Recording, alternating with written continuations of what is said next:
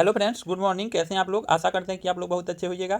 साथ ही साथ जिस एग्जाम की तैयारी आप लोग कर रहे होइएगा उसकी तैयारी अपने सिलेबस के आधार पे और प्रीवियस ईयर के एनालिसिस के आधार पे कर रहे होइएगा। और फ्रेंड्स, आप लोग ऐसा नहीं कर रहे हैं तो प्लीज़ इस मेरे छोटे से सुझाव को मानिए और अपनी तैयारी अपने सिलेबस के आधार पर और प्रीवियस ईयर के एनालिसिस के आधार पर जरूर कीजिए। तो फ्रेंड्स, चलते हैं अपने टॉपिक की तरफ। तो मेरा टॉपिक आज का है वो है बजट 2020-21। हाँ फ्रेंड्स, इससे पहले हम लोग 8 करंट अफेयर्स का टॉपिक कवर कर रखे हैं। अगर आप लोगों को नहीं देखे हैं तो प्लीज़ इस वीडियो के डिस्क्रिप्शन में जाइए, वहाँ से लिंक मिलेगा, वो वीडियो आप लोग देख सकते हैं। फ्रेंड्स, आप लोगों को वीडियो अच्छा लग रहा होगा तो लाइक कीजिएगा और मेरे चैनल से जुड़ने के लिए चैनल को सब्सक्राइब जरूर कीजिएगा। तो फ्रेंड्स, बजट 2021-20 के तहत उन सभी पॉइंटों को हम लोग डिस्कस करेंगे जो एग्जाम के दृष्टिकोण से काफ़ी महत्वपूर्ण बन रहा है। तो पहला पॉइंट बन रहा है फ्रेंड्स, 1 फरवरी 2020 को वित्त मंत्री निर्मला सीतारमण ने केंद्रीय बजट 2021-20 संसद में पेश किया। तो फ्रेंड्स, यहाँ से देख सकते हैं कि कब पेश किया गया, 1 फरवरी 2020 को पेश किया गया। और निर्मला सीतारमण की एक खास विशेषता रही है कि लगातार दूसरी बार बजट पेश करने वाली पहली भारतीय वित्त मंत्री महिला के रूप में बनी है। तो ये बात भी आप लोग यहाँ से ध्यान में रख सकते हैं। नेक्स्ट क्रम में चले तो भारतीय इतिहास का सबसे लंबा बजट भाषण निर्मला सीतारमण का लगभग 2 घंटा 40 मिनट का रहा है। और इससे पहले फ्रेंड्स, जसवंत सिंह लगभग 2 घंटा 13 मिनट का भाषण दे चुके थे, जिनका रिकॉर्ड टूट गया है। तो ये भी बात आप लोग ध्यान में रख सकते हैं। नेक्स्ट पॉइंट की बात करें तो बजट 2020-21 का जो विषय था वो जीवन यापन में आसानी यानी ईज ऑफ लिविंग था, इसका मुख्य विषय था। तो ये विषय एग्जाम के लिए महत्वपूर्ण बन रहा है, तो इसको आप लोग ध्यान में रखिएगा। चलते हैं फ्रेंड्स अपने नेक्स्ट पॉइंट की तरफ। तो मेरा नेक्स्ट पॉइंट बन रहा है फ्रेंड्स, ये जो बजट था, बजट पर मुख्य रूप से 3 बातों पर फोकस किया गया था। तो किस बात पर फोकस किया गया था? महत्वाकांक्षी पर फोकस किया गया था, आर्थिक विकास पर फोकस किया गया था और जिम्मेदार समाज पर फोकस किया गया था। इन सभी बातों पर फोकस किया गया था। फ्रेंड्स, ये मैप के माध्यम से दर्शाया गया है कि किसका जो अर्थव्यवस्था है वो सबसे आगे है, उसके बाद किसका है, उसके बाद किसका है। इस क्रम में भारत का जो अर्थव्यवस्था है वो 2.9 ट्रिलियन डॉलर के लेकर के 5वें बड़ी अर्थव्यवस्था है। फ्रेंड्स, उन सभी बातों को हम लोग नेक्स्ट कड़ी में देखते हैं। तो आइए, तो फ्रेंड्स नेक्स्ट बन रहा है कि वित्त वर्ष 2020-21 के लिए आर्थिक विकास दर 10% रहने का अनुमान है। तो फ्रेंड्स, यहाँ से क्वेश्चन पूछा जा सकता है कि वित्त वर्ष 2020-21 के तहत आर्थिक विकास दर कितना रहने का अनुमान है? तो 10% रहने का अनुमान है। नेक्स्ट पॉइंट बन रहा है कि वित्त वर्ष 2020-21 में जीडीपी में कितना प्रतिशत वृद्धि का अनुमान है? तो 6.5% वृद्धि का अनुमान है। तो ये भी बात आप लोग ध्यान में रख सकते हैं।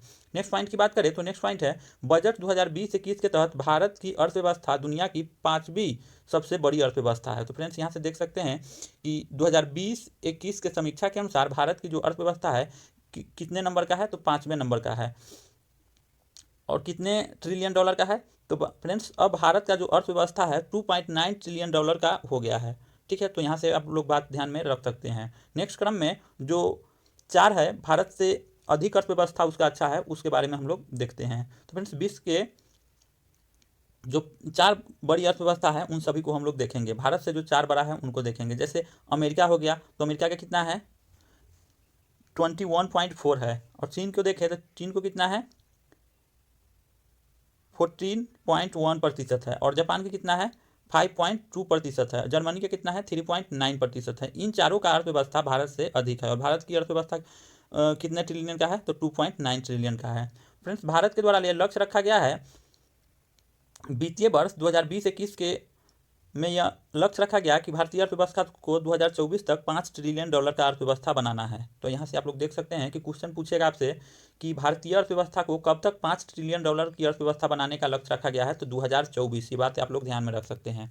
चलते हैं फ्रेंड्स अपने नेक्स्ट पॉइंट की तरफ। तो मेरा नेक्स्ट पॉइंट बन रहा है, नेक्स्ट पॉइंट बन रहा है फ्रेंड्स, बजट 2020-21 में इंजीनियरों को रोजगार देने के लिए 1 साल ट्रेनिंग और इंटर्नशिप दिलाने के लिए ऐलान किया गया है। तो फ्रेंड्स, ये बात आप लोग ध्यान में रख सकते हैं। और नेक्स्ट पॉइंट की बात करें तो बजट 2020-21 में सरकार ने किस इंश्योरेंस कंपनी के हिस्सेदारी बेचने की घोषणा की है? तो बजट 2020-21 के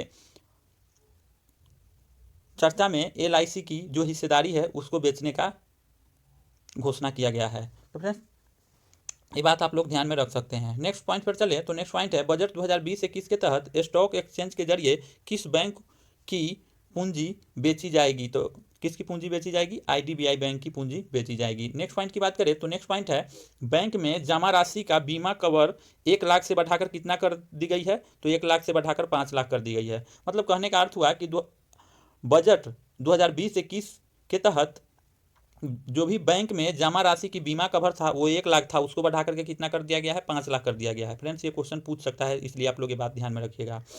और बजट 2020-21 के अनुसार 5 नए स्मार्ट सिटी बनाने का प्रस्ताव रखा गया है। तो कितने नए स्मार्ट सिटी बनाने का प्रस्ताव रखा गया है? तो 5 नए सिटी का बनाने का लक्ष्य रखा गया है।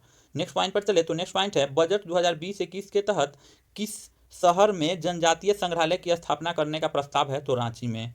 नेक्स्ट पॉइंट है कि बजट 2020-21 के तहत कितने राज्यों में पुरातात्विक स्थलों के संग्रहालय को विकसित किया जाएगा? तो 5 राज्यों में पुरातात्विक स्थलों के संग्रहालय को विकसित किया जाएगा।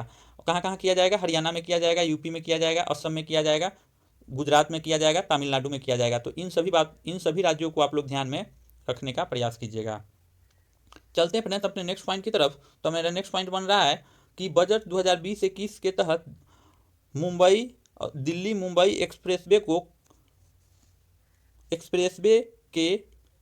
एक्सप्रेसवे का काम कब तक पूरा करने का बात कही गई है? तो 2023 तक जो दिल्ली मुंबई एक्सप्रेसवे का निर्माण कार्य है वो पूरा कर लिया जाएगा। तो फ्रेंड्स यहाँ से आप लोग ये बात ध्यान में रख सकते हैं। चलते हैं फ्रेंड्स अपने नेक्स्ट पॉइंट की तरफ। तो मेरा नेक्स्ट पॉइंट बन रहा है कि बजट 2020-21 के तहत 2025 तक कितने नए स्मार्ट सिटी बनाने का घोषणा किया गया? 2025 तक कितने नए एयरपोर्ट शुरू करने का घोषणा किया गया? तो 100 एयरपोर्ट शुरू करने का घोषणा किया गया। कब तक? 2025 तक 100 एयरपोर्ट निर्माण किया जाएगा। फ्रेंड्स नेक्स्ट चलते हैं नेक्स्ट पॉइंट की तरफ। तो नेक्स्ट पॉइंट बन रहा है कि बजट 2020-21 में तेजस के तरह कितने प्राइवेट ट्रेन चलाने का प्रावधान किया गया है? तो 150 प्राइवेट ट्रेन चलाने का लक्ष्य रखा गया है। फ्रेंड्स नेक्स्ट पॉइंट की बात करें तो बजट 2020-21 में कितने नए रेलवे स्टेशनों पर वाईफाई की सुविधा शुरू करने की बात कही गई है? तो 550 स्टेशनों पर वाईफाई सुविधा करने की बात कही गई है। नेक्स्ट पॉइंट की बात करें तो किसानों को जल्दी खराब होने वाला सामानों को बेचने के लिए किस तेज परिवहन को शुरुआत बजट 2020-21 के तहत किया गया है? तो किसान रेल सेवा का शुरुआत किया गया है। तो किसान रेल सेवा का शुरुआत किसके तहत किया गया है? तो बजट 2020-21 के तहत किया गया है। तो ये बात आप लोग ध्यान में रख सकते हैं।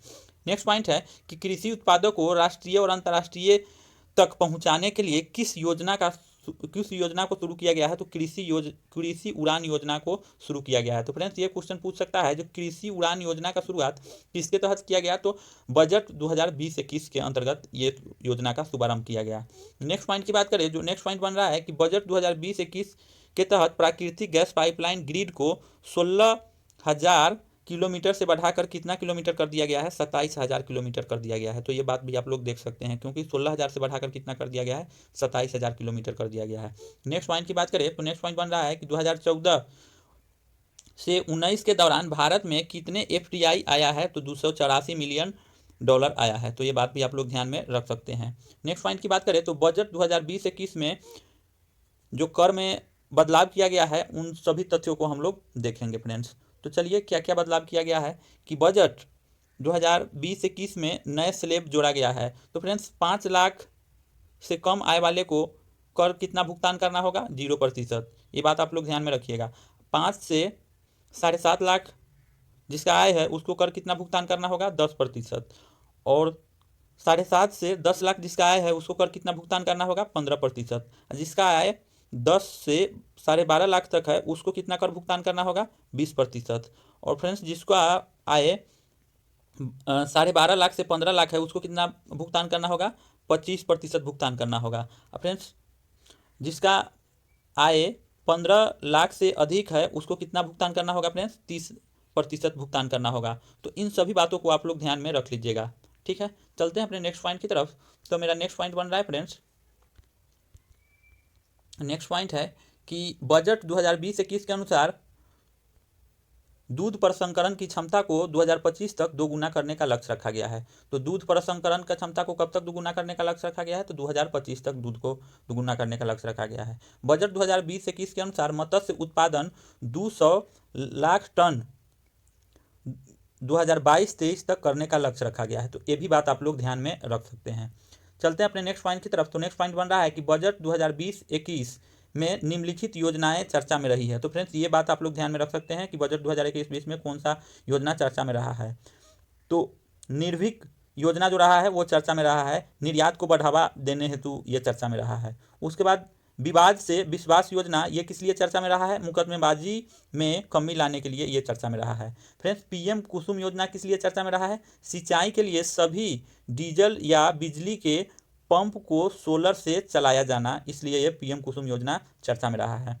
फ्रेंड्स चलते हैं नेक्स्ट पॉइंट की तरफ। तो नेक्स्ट पॉइंट है बजट 2020-21 के अनुसार 16 सूत्री एक्शन प्लान किस सेक्टर के लिए घोषणा किया गया। तो 16 सूत्री एक्शन प्लान कृषि के लिए घोषित किया गया। फ्रेंड्स ये बात आप लोग ध्यान में रख सकते हैं, क्वेश्चन पूछने का संभावना बन रहा है। चलिए फ्रेंड्स नेक्स्ट पॉइंट पर चले। तो नेक्स्ट पॉइंट बन रहा है कि बजट 2020-21 के अनुसार भारत में 100 जिले जो पानी की समस्या से जूझ रहा है उसके लिए सरकार व्यापक उपाय करेगा। फ्रेंड्स ये बात आप लोग ध्यान में रख सकते हैं कि कितने शहर जो है पानी की समस्या से जूझ रहा है, तो कितने जिला, तो 100 जिला पानी की समस्या से जूझ रहा है, उन पर भारत सरकार अपना विचार व्यक्त करेंगे। ठीक है, तो इन तथ्यों को आप लोग ध्यान में रख सकते हैं। नेक्स्ट पॉइंट पे बात करें तो धन लक्ष्मी शब्द का प्रयोग किसके लिए किया गया केंद्रीय बजट 2020-21 के में। तो किसके लिए किया गया, तो महिलाओं के लिए किया गया। धन लक्ष्मी शब्द महिलाओं के लिए प्रयोग किया गया। फ्रेंड्स ये बात आप लोग ध्यान में रख सकते हैं। चलते हैं फ्रेंड्स नेक्स्ट पॉइंट पे। तो नेक्स्ट पॉइंट के अंतर्गत हम लोग कुछ डेटा को देखेंगे और डेटा के तहत फ्रेंड्स ये इंपॉर्टेंट डेटा है, इसको थोड़ा आप लोग ध्यान से देख लीजिएगा। फ्रेंड्स हम लोग इसमें जो अधिक है और जो कम है उसके बारे में चर्चा करेंगे सिर्फ। तो फ्रेंड्स देखिए यहाँ बता रहा है कि रुपये आता है, तो भारत के केंद्र के अंतर्गत रुपया सबसे अधिक किससे आता है। तो सबसे अधिक रुपया जो आता है वो उधार और अन्य देता से आता है, कितना 20% आता है। ठीक है, और सबसे कम किससे आता है फ्रेंड्स, इसमें आप लोग देख सकते हैं सबसे कम जो आता है सीमा शुल्क से आता है। सीमा शुल्क से कितना आता है, मात्र 4% आता है। तो इन तथ्यों को आप लोग ध्यान में रखने का प्रयास कीजिएगा। कम से कम इन दो तथ्यों को आप लोग ध्यान में बस रखिएगा कि सबसे अधिक किससे आता है और सबसे कम किससे आता है। ठीक है, चलते हैं नेक्स्ट पॉइंट की तरफ। तो नेक्स्ट जो डेटा है वह है रुपये जाता है। तो केंद्र सरकार का जो भी रुपया है वो किस पर सर्वाधिक खर्च होता है। तो फ्रेंड्स देखते हैं कि सर्वाधिक किस पर खर्च होता है। हाँ फ्रेंड्स यहाँ से हम लोग देख सकते हैं जो सर्वाधिक खर्च होता है करों और शुल्क में राज्य का हिस्सा कितना खर्च होता है, 20% खर्च होता है। और सबसे कम किस पर होता है फ्रेंड्स, सबसे कम जो होता है वो होता है पेंशन से। ठीक है, और किससे, सब्सिडी से। रुपये किस पर मतलब ये कह रहा है कि रुपये जाता है तो सबसे अधिक किस में जाता है फ्रेंड्स, कर में जाता है, कितना जाता है 20%। और सबसे कम किस में जाता है फ्रेंड्स, पेंशन में 6% जाता है, उसके बाद सब्सिडी में 6% जाता है। तो देख सकते हैं कि कहाँ रुपया अधिक जा रहा है, कहाँ कम जा रहा है। ठीक है, चलते हैं नेक्स्ट पॉइंट की तरफ। तो नेक्स्ट पॉइंट बन रहा है, नेक्स्ट पॉइंट है फ्रेंड्स ये बजट 2020-21 में किस मंत्रालय के आवंटन में सबसे अधिक वृद्धि प्रतिशत देखी गई है। तो किसमें, संचार मंत्रालय में सबसे अधिक वृद्धि देखी गई है। तो ये बात आप लोग ध्यान में रख सकते हैं। चलते हैं अपने नेक्स्ट पॉइंट की तरफ। तो नेक्स्ट पॉइंट के अंतर्गत फ्रेंड्स हम लोग देखेंगे कि बजट 2020-21 के तहत जो भी सबसे ज़्यादा सब्सिडी किस में देने का प्रावधान किया गया है। तो फ्रेंड्स फूड में सबसे ज़्यादा सब्सिडी देने का बात कहा गया है। फ्रेंड्स नेक्स्ट क्रम में हम लोग देखें तो बजट 2020-21 के अनुसार लड़कियों को नामांकन कितना है।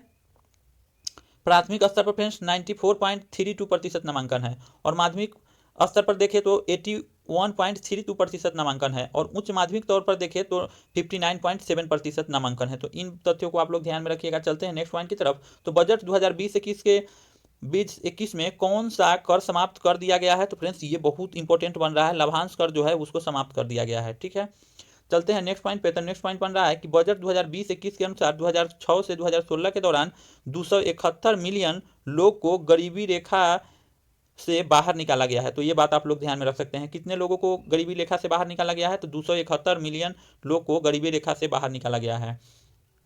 चलते हैं नेक्स्ट पॉइंट की तरफ। तो नेक्स्ट पॉइंट बन रहा है कि बजट 2020-21 के अनुसार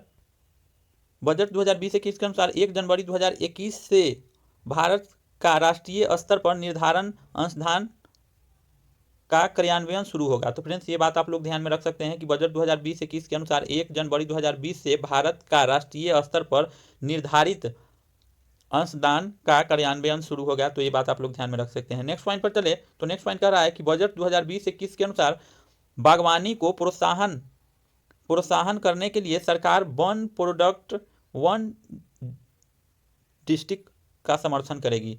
तो 2020-21 के तहत बागवानी को बढ़ावा देने के लिए किसको प्रोत्साहन करेगी फ्रेंड्स? तो ये करेगा वन प्रोडक्ट वन डिस्ट्रिक्ट को प्रोत्साहित किया जाएगा बागवानी को बढ़ावा देने के लिए। नेक्स्ट पॉइंट की बात करें तो बजट 2020-21 के अनुसार भारतीय अर्थव्यवस्था विरासत और संरक्षण किस मंत्रालय के तहत स्थापित किया जाएगा? तो संस्कृति मंत्रालय के द्वारा स्थापित किया जाएगा। नेक्स्ट पॉइंट की बात करें तो नेक्स्ट पॉइंट है कि बजट 2020-21 के अनुसार भारत सरकार का कर्ज जीडीपी का कितना प्रतिशत है फ्रेंड्स? तो कर्ज जीडीपी का कितना प्रतिशत है?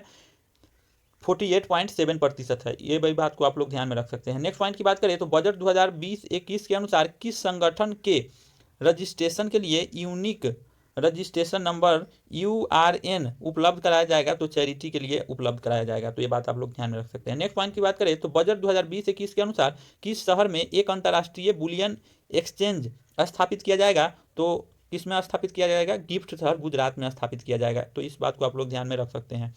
चलते हैं नेक्स्ट पॉइंट की तरफ। तो नेक्स्ट पॉइंट की बात करें तो नेक्स्ट पॉइंट है कि तो जो भी मेरा नेक्स्ट पॉइंट है कि MSMI सेक्टर में कितने रुपये का टर्नओवर होने का ऑडिट करना अनिवार्य हो गया है? तो फ्रेंड्स कितना? 5 करोड़ का।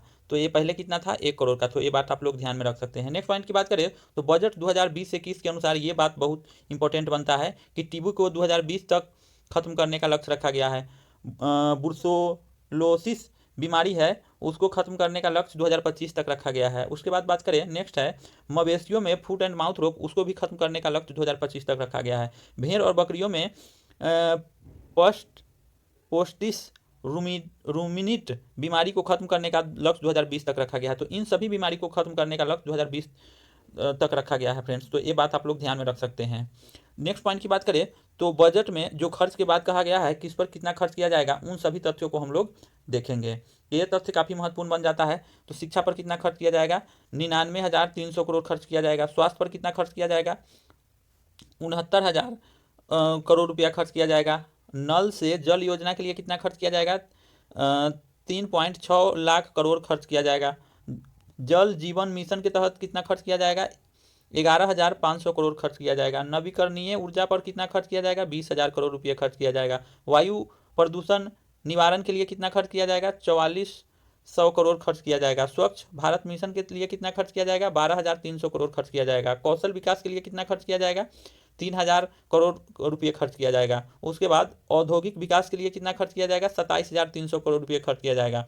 और नेक्स्ट पॉइंट की पर बात करें फ्रेंड्स तो पोषण पर कितना खर्च किया जाएगा? 35,600 करोड़ खर्च किया जाएगा।